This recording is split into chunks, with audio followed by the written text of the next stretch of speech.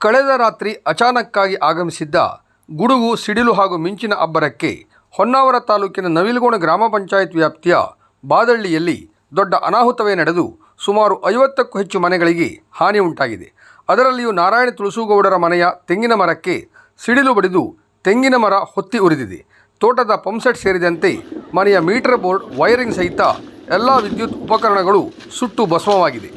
ಅಲ್ಲದೆ ಕನಿಷ್ಠ 15ರಿಂದ 20 ತೆಂಗಿನ ಮರಗಳು, ಅಡಿಕೆ ಮರಗಳಿಗೂ ಸಿಡಿಲು ಬಡಿದಿದ್ದು ನಾಶವಾಗುವ ಸಾಧ್ಯತೆ ಇದೆ.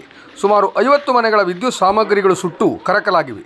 ಯಾವುದೇ ಪ್ರಾಣಹಾನಿ ಸಂಭವಿಸದೇ ಇರುವುದು ದೇವರ ದಯೆ ಎಂದು ಸ್ಥಳೀಯರು ಸಮಾಧಾನ ಪಟ್ಟಿದ್ದಾರೆ.